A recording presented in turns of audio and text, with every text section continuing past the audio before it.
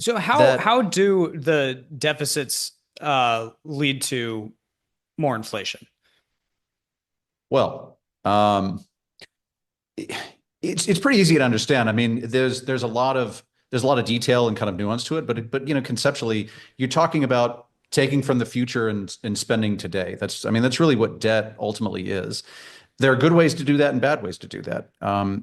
Debt in and of itself is not inherently evil. There are smart ways to go into debt. Real estate investors do this all the time. Real estate investors borrow money and uh, they buy property that generate cash flow off of it. And you can use debt very, very Well, the point wisely. is to have a higher return on Right. investment than you're paying in interest.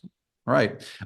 We joked about this a lot of times. It was His Holiness the Transportation Secretary Pete Buttigieg, who they gave this guy $1 trillion. And you remember what he said?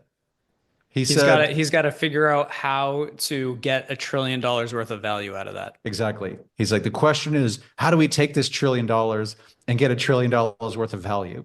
If you're the CEO of a company, right? And no CEO is really dealing with $1 trillion unless you're like Apple or something like that. But let's say even $1 billion. Let's say and a CEO says, we got $1 billion in investment capital. How do we take this $1 billion and get $1 billion of value out of it? Essentially, you're saying, how do we just get our money out? Well, imagine pitching What? the shareholders on that.